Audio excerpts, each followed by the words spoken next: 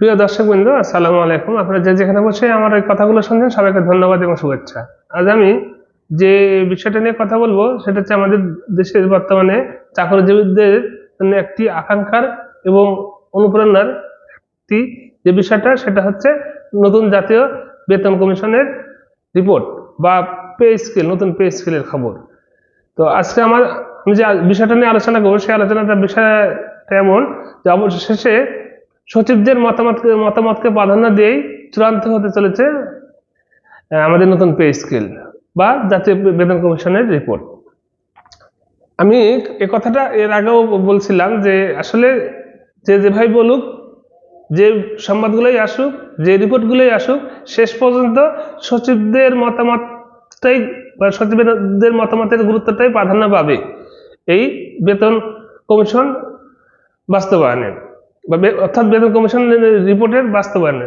Commission একটা তার মতো করে হয়তো কিছুটা রিপোর্ট দিবে না তা না, তবে সেখানেও সচিবদের মতামতেরই গুরুত্ব পাবে এবং সেটাই পাচ্ছে।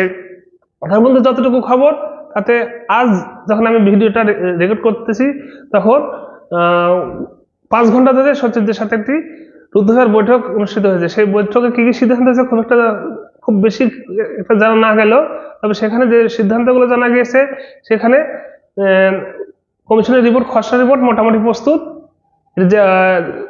এখন আজকে যে মিটিং হয়েছে সেখান থেকে কিছু ইনপুট সেখানে অ্যাড করা হবে, অ্যাড করে এরপরে এটা সচিবদের, মানে এখনো আরেকটা মিটিং হবে সচিবদের সাথে।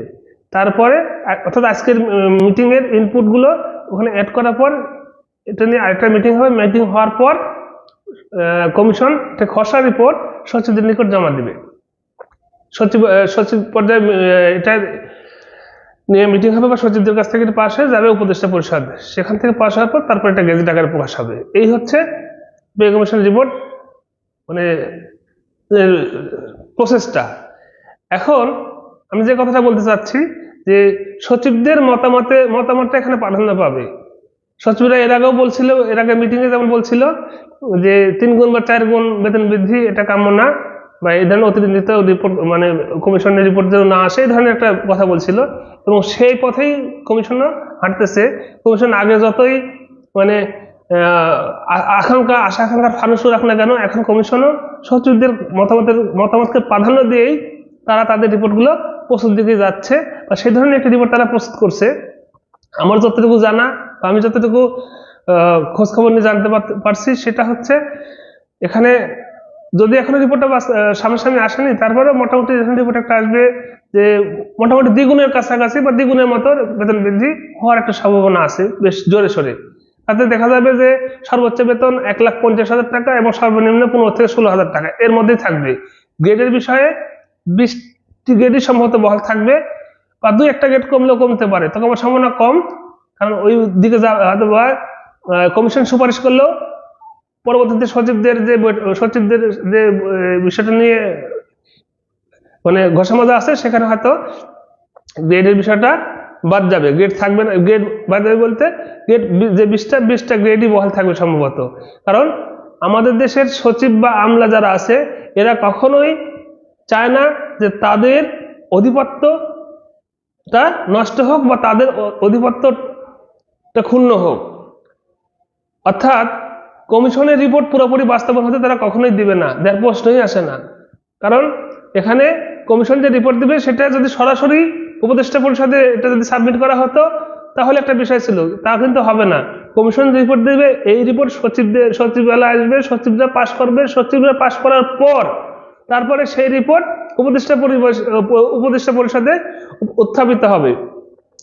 তাহলে এখন বুঝতে পারতেছেন তো যে সচিবদের মতামতের বাহিরে বা সচিবরা যা চাইবে তার বাহিরে এক চুল বা এক কানা করিও এই কমিশনের রিপোর্ট বাস্তবায়ন হওয়ার সুযোগ নাই। অতএব কমিশনার বুঝে গেছে বিষয়টা, কমিশনার সেইভাবেই মোটামুটি একটা রিপোর্ট বা একটা খসড়া রিপোর্ট সচিবদের কাছে প্রস্তাব করবে, যেটি এখনো হয়তো কিছু সময় লাগবে। আশা করা যায় এই মাসের শেষের দিকে অথবা আগামী মাসের প্রথম দিকেই হয়তো রিপোর্ট জমা দিয়ে দিবে কমিশন।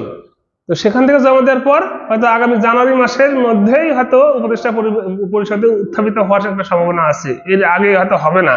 ডিসেম্বরে যে কর্মচারীরা আলটিমেটাম দিয়েছিল সেটা হওয়ার সম্ভাবনা কম, কারণ কর্মচারীরা যে আন্দোলনটা করতেছিল এই আন্দোলনটা আর জমাট বাঁধবে না, জমাট বাঁধার সম্ভাবনাও নাই, কারণ এই পে স্কেল নিয়ে যারা আন্দোলন করতেছিল তারা কিছুটা ভিতর সন্তুষ্ট হয়ে, কাজের মধ্যে অনেক ভেজাল হয়ে গেছে। প্রাইমারি স্কুলের শিক্ষকরা আন্দোলনের কারণে তারা একটু শাস্তি পাইছে।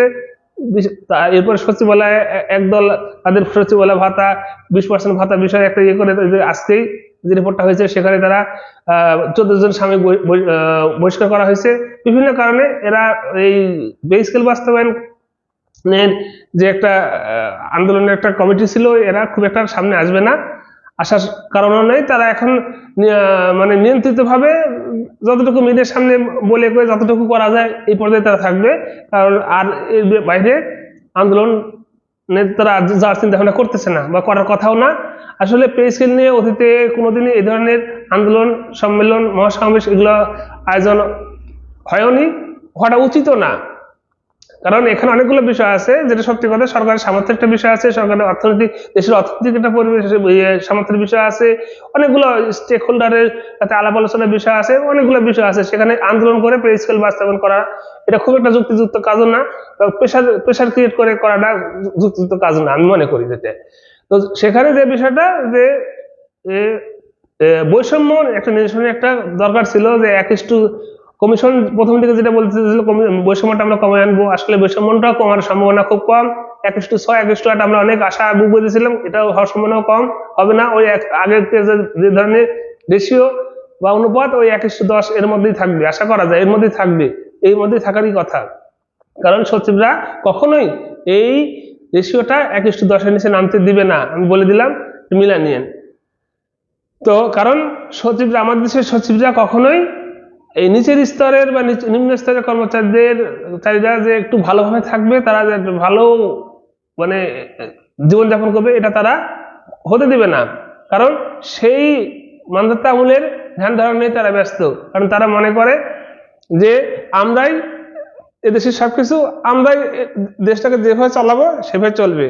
বিগত 16 বছর এই সচিবদের নীতিতে চলার কারণে কিন্তু একটি রাজনৈতিক দল আজ ধ্বংসের দ্বার প্রান্তে পৌঁছে গেছে। এখনো এবারও সুযোগ ছিল এই সচিবদের বেড়াজাল থেকে এই রাষ্ট্র তথা দেশকে কিছুটা হলেও মুক্ত করা, কিন্তু আমাদের এই বর্তমান অন্তর্বর্তীকালীন সরকারও এই সচিবদের এই অধিপত্য, একচ্ছত্র অধিপত্য কিন্তু ভাঙতে পারেনি। আর ভবিষ্যতে আগামী সরকার এসে কিভাবে ভাঙবে আমি জানি না, আমার কাছে সেই প্রশ্ন উত্তরও নাই, বা আমি সেই বিষয়টা নিয়ে কথা বলতে আগ্রহীও না।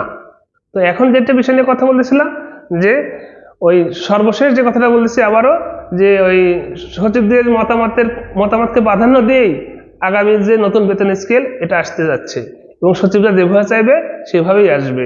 এটাই সর্বশেষ খবর এবং আপডেট খবর, এবং এটাই বাস্তবায়ন হবে। এবং বেতনের অনুপাত 1:10 সম্ভবত থাকবে, গ্রেডের পরিমাণও 20টাই সম্ভবত থাকতে যাচ্ছে, এবং সর্বোচ্চ এবং সর্বনিম্ন বেতনের পরিমাণ যেটা বললাম 1,50,000 থেকে 15 থেকে 16,000 এর মধ্যে থাকবে। ও প্রত্যেকটা বেতন স্কেলে যেটা ছিল ডাবলের মতো বৃদ্ধি হবে। এই আজকের মতো এই সর্বশেষ সংবাদই আমার কাছে ছিল, এটা নিয়েই আলোচনা করলাম। যদি ভালো লাগে আমার এই চ্যানেলটাকে সাবস্ক্রাইব করে আমার সাথে থাকবেন। ধন্যবাদ সবাইকে।